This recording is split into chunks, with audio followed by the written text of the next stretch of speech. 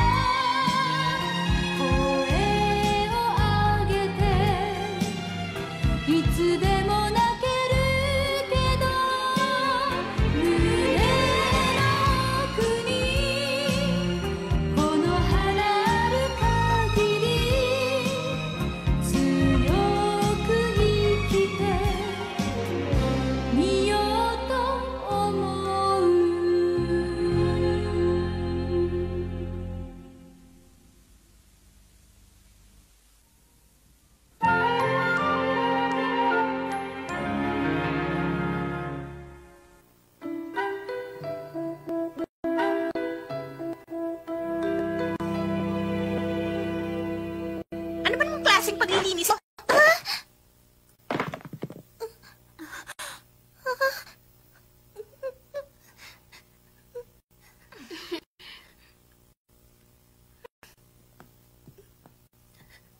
Sino pa kasi naglinis ng sapatos ko eh?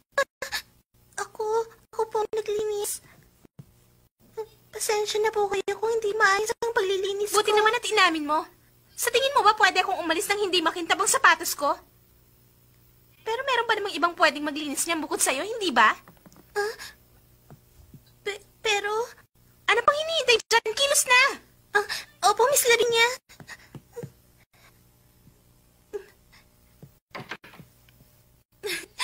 Bilisan lang ni Sarah ang paglilinis.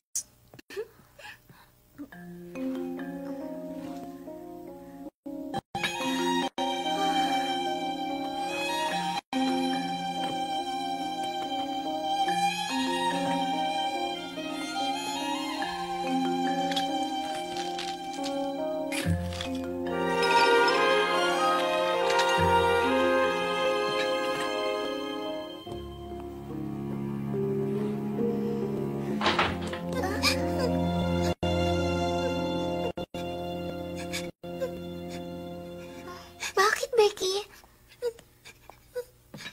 Ano na naman ba nangyari? Nilinis ko tong mabuti. Pero hindi pa rin natuwa si Miss Lavinia. Sabi niya hindi raw makintab. Alam ko na. Ako na lang magdadala sa kanya. Pero huwag mong gagawin niya, Miss Sarah. Kapag pumunta ka doon, siguradong magagawa na ni Miss Lavinia ang gusto niya. Huwag ka nang tumuloy. Alam kong may binabalak siyang masama. Hinihintay ka niya doon para pahiyain ka. Oo, alam ko yun. Pero huwag ka masyado mag-alala sa akin, Becky. Dahil unti-unti ko nang sinasanay ang sarili ko sa ganung bagay. Becky, gusto kong sanayin ang sarili ko sa mga ganitong sitwasyon para magtagal pa ako dito. Miss Sarah? Huwag ka mag-alala sa akin, Becky. O, paano? Ikaw na muna mamalansya, ha? Sige.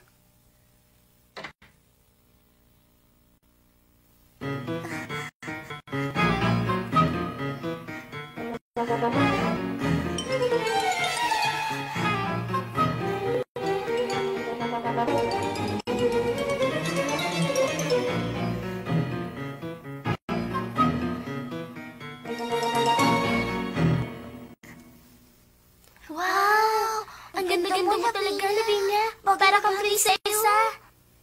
Lavinia, saan ka ba pupunta? Bakit ganyan ang ayos mo? Sekreto ko na yun. Sekreto? May mangyayari mamaya na siguradong ikagugulat yung lahat. Kaya hindi pa yun pwedeng sabihin. Tama!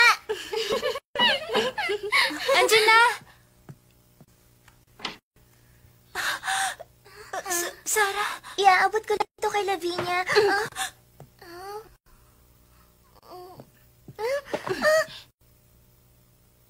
Nilinisan mo ba ulit tong sapatos ko? Oo. May ginagawa si Becky kaya ako ang naglinis. Ganun ba? Nilinis mong sapatos ko? Dahil ikaw naman ang dating student representative. Pwede na rin siguro ang linis mo. Isuot mo sa akin ang sapatos ko. Pero, Lavinia... Pwede ba tumahimik ka na lang dyan?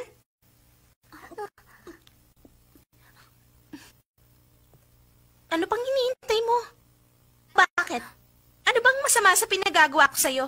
Pareho lang naman kayo ni Becky na katulong, hindi ba? Bilis, isuot mo sa akin ang sapatos ko.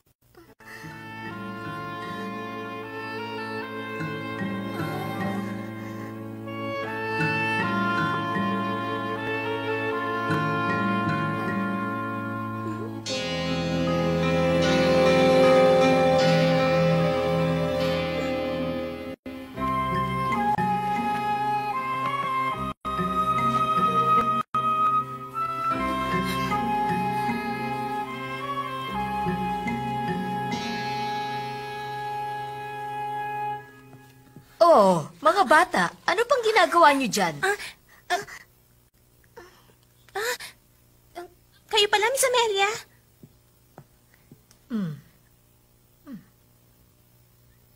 Kasi po, gusto raw makita ni Sarah yung bago kong sapatos. Kaya ipinakita ko sa kanya. Totoo yan, hindi ba?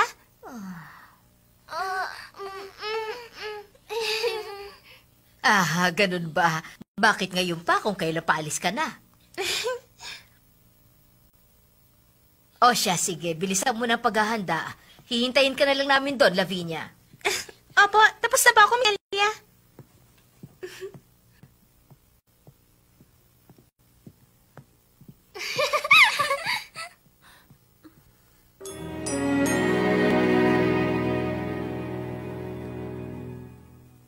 Halika na, Lavinia.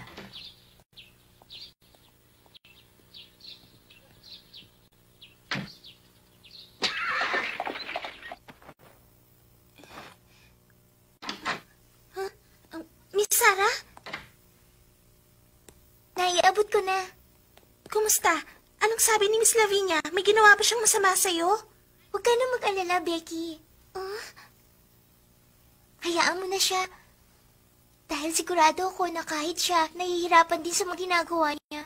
Alam ko, na balang araw, maiisip niya rin kung anong ginagawa niya.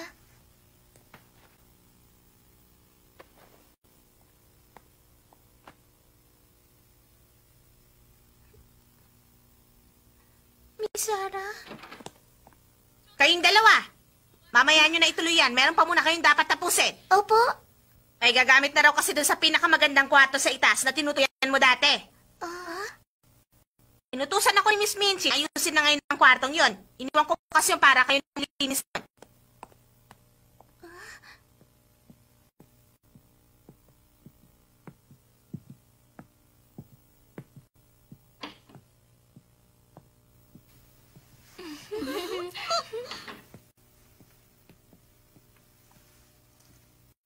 Lilinisan natin to. Ito yung kwarto na tinutuluyan mo noon, tapos ngayon ikaw ang maglilinis nito. Nahihiya ako sa'yo, Miss Sarah, dahil kailangan mo pang gawin ito. Becky. Pasensya na, pero kasi hindi ko mapigilan ang sarili kong hindi malungkot. Huwag mo nang isipin yan. Ayos lang ako, kaya huwag kang mag-alala. Tara na, maglinis na tayo. Oo, sige, Miss Sarah.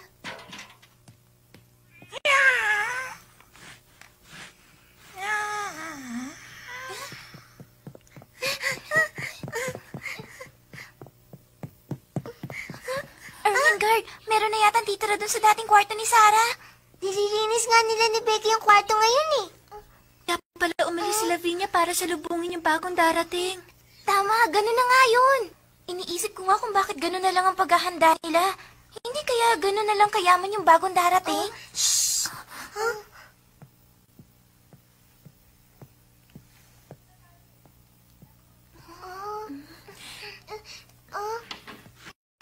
Sarah, Ano po yan, Miss Minjin? pabayaan mo na muna si Becky dito. Maya-maya lang ay darating ang mga bisita. Kaya bumili ka ng magagandang bulaklak. Opo, Miss Minjin. Oo nga pala. Sabihin mo rin kay Molly na hanapin niya yung menu para sa espesyal na putahe. Maliwanag? Opo. Sige po, Miss Minjin. Oh, hayan. Kailangan kong lahat ang gulay na yan. Opo, Mr. James. Oo nga pala, ang bilin sa akin ni Miss Minchin, gawin kong espesyal at napakasarap nung lulutuin kong beef roast. Kaya pumili ka ng magandang baka. Opo, Mr. James. James, dali! Dumating na yung mga bagahe. Tulungan mo ako mabuhat. Pambihira talaga. Magbubuhat na naman.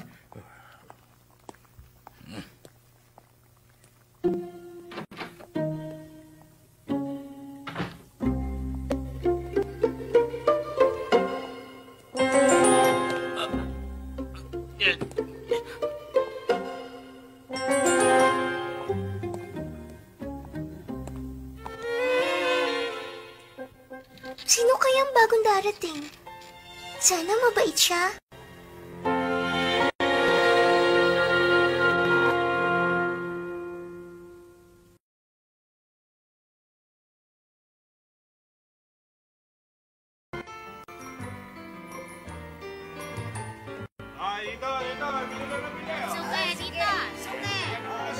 Malakas ang benta natin ngayon.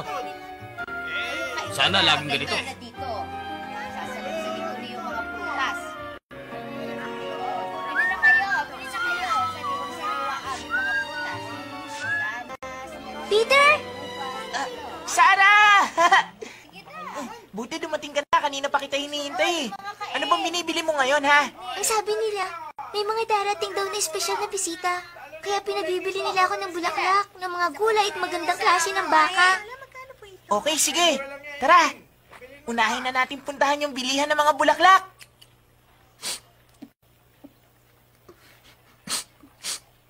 Ganun palang nangyari.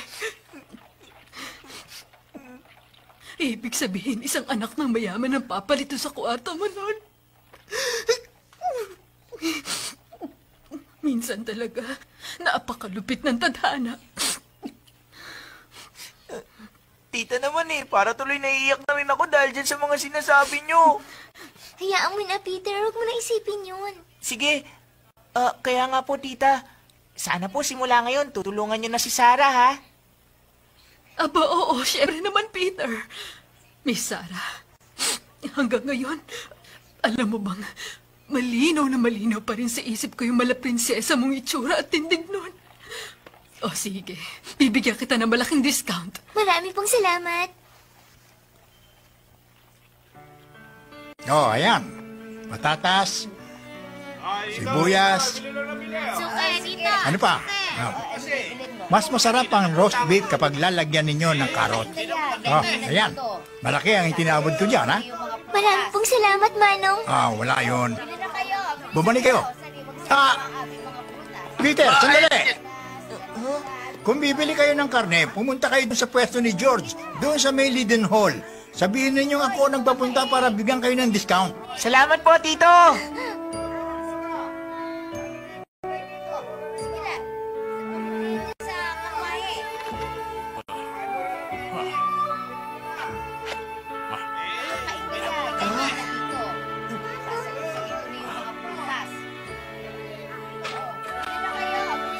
Oh, eksakto na.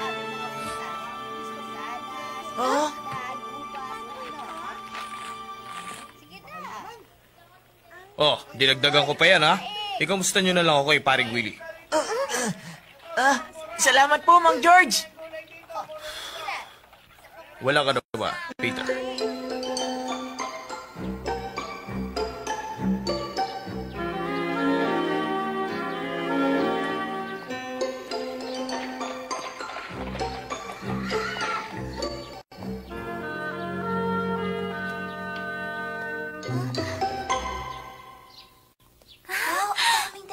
Oo nga.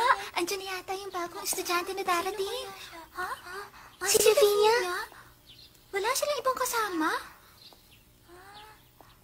Ang ganda ng damit ni Lavinia, oh. Oo nga eh. Ang ganda!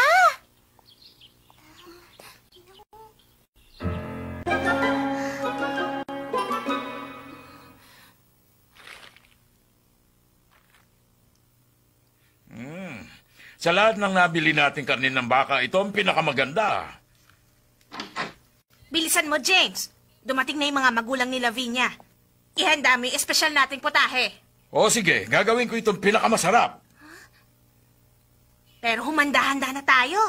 Malakas ang kutob ko na simula ngayon siguradong mag-iiba ng trato ni Miss Minchin kay Lavinia. Tama ka. Kompleto na ba ang regalo? Oo, kumpleto na. Sarah. Magdala ka nga pala ng tsa doon sa guest room. Opo, Miss Molly. At ikaw naman, Becky. Ayusin mo itong mga bulaklak doon sa pinakamagandang kwarto sa itaas. Opo, Miss Molly.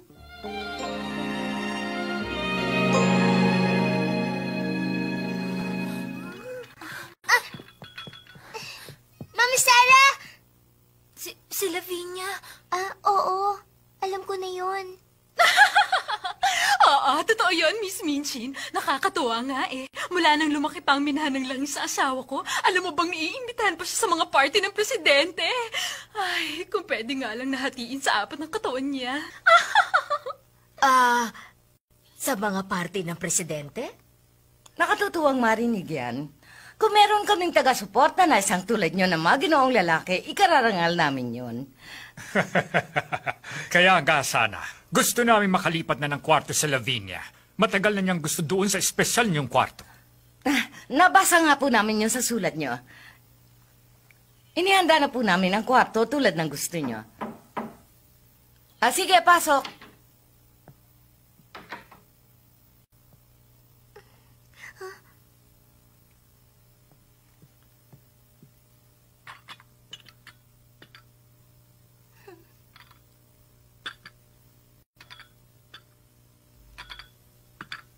Sarah, dalhin mo na yung mga damit ni Miss Lavinia doon sa pinakamagandang kwarto sa itaas. Opo, Miss Minchin. Ay, napakarami namin pinamiling damit ni Lavinia kanina. Para na siyang prinsesa sa dami ng mga pinamili niya eh. At ang mamahal pa. Ay, nakakapagod talaga.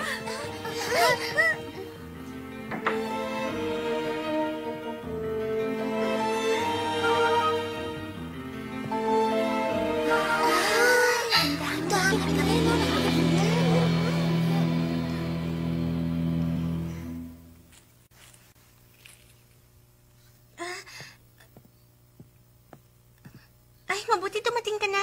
Hindi ko kasi maayos tong bulaklak eh. Tutulungan na kita. Pasensya na, Miss Sarah. Alam kong hindi to dapat sabihin sa'yo, pero kasi...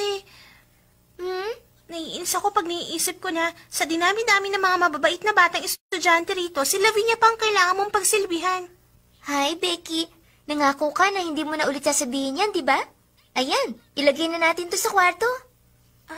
Oo, sige, Miss Sarah. Andiyan na ka. Pwede ko na bang makita ang magiging kwarto ng anak ko? Dito po tayo.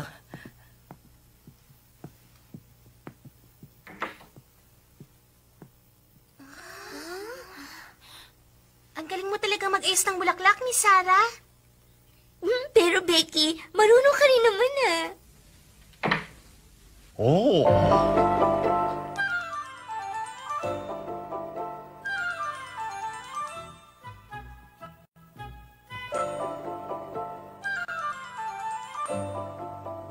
Napakagandang kwarto nito.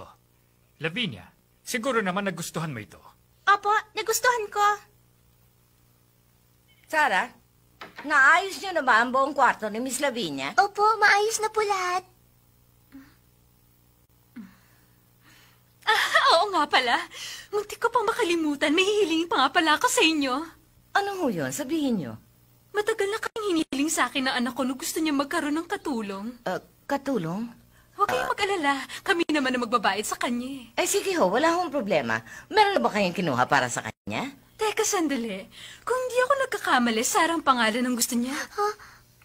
Ano, Miss Minchin? Pwede niyo bang ibigay ang batang yon para maging personal na katulong ng anak ko, ha? Si Sarah?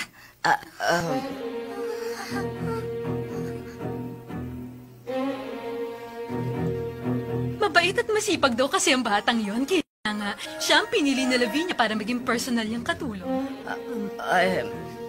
Paano na, ate?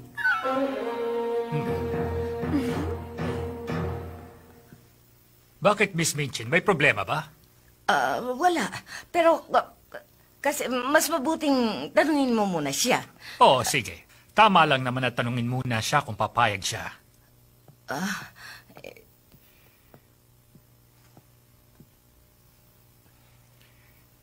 Ikaw ba, yung si Sarah? Kung papayag ka na maging personal na katulong ng anak kong si Lavinia, ipagpapasalamat ko yun.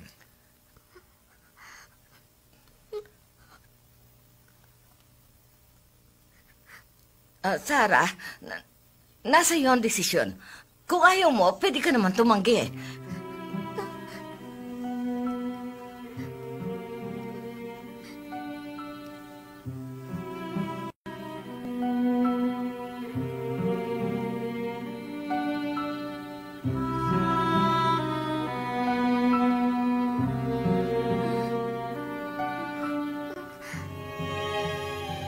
Tinatanggap ko po. Payag po ako.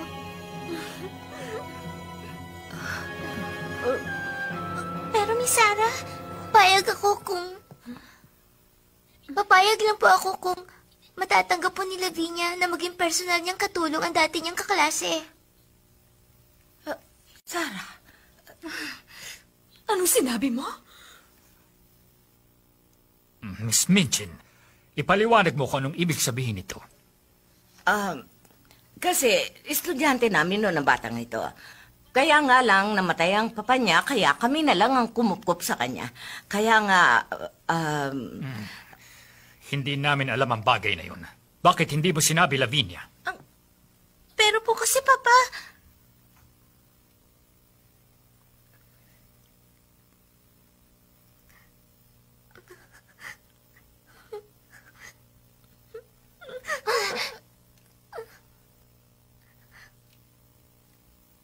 Naintindihan ko na.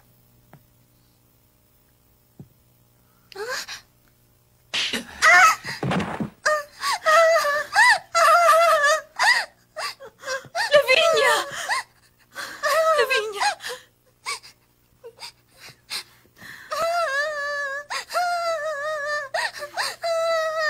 Lavinia, hindi ako makapapayag na maging personal mo siyang katulong. Nakakahiya ang gusto mo mangyari. Paano mo naisip ang bagay na yan? Patawad, Miss Minchin. Pero hindi na kailangan na magkaroon pa siya ng personal na katulong. Pero Han... Hindi na. Nagdesisyon na ako. Miss Minchin, maaari bang kalimutan mo na lang ang mga nangyari para na rin sa anak ko?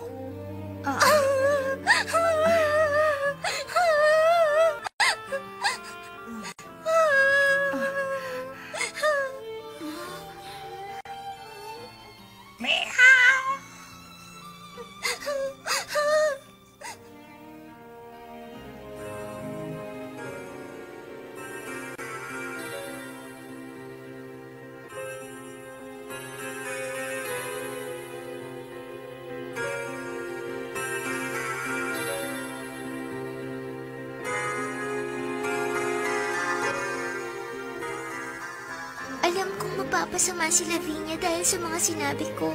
Pero kailangan kong gawin yun. Dahil yun na lang ang natitirang paraan para mapigilan ko ang masama niyang balak sa akin.